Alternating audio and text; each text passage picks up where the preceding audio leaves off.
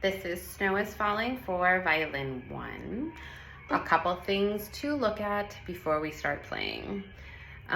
Anywhere we have these very long connected slurs, 4 notes in a bow, make sure you're using most of your bow, but very smooth, not a lot of weight. You don't want to dig in and make the sound scratchy. We also have a lot of dynamic changes in here. Sometimes it's supposed to imitate the sound of a bell, where you play a little bit louder and then back off, like we do at measure 7 and measure 13.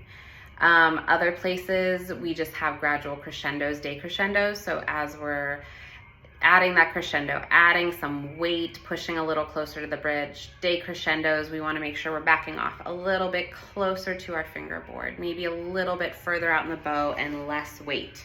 So specifically, if you want to look at your part at measure 33, 34, we have one measure crescendo from measure mezzo forte up to forte, and then a decrescendo back down.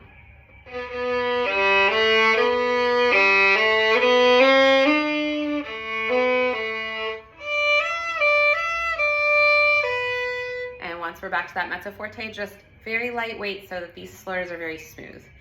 Everywhere I have a 4th finger, it is not optional. I want all of those 4th fingers played instead of open.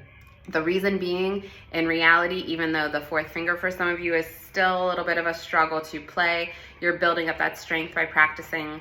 And this one, it is better to play that 4th finger and really work to get that in tune rather than leave yourself with a bunch of string crossings. So that very first measure, we come in at measure 3.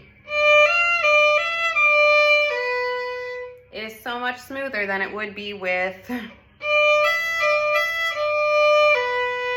It just doesn't have that same relaxing, calm mood to it. So we really need to add in those 4th fingers. I am going to play through this whole piece for you. I'm going to set the metronome at 80 as a practice tempo. We'll be going a little bit quicker than this, just a little bit for the concert, just so that we don't feel like we're going too slow. So I'm going to start in on measure 3. 1, 2, 3, 4.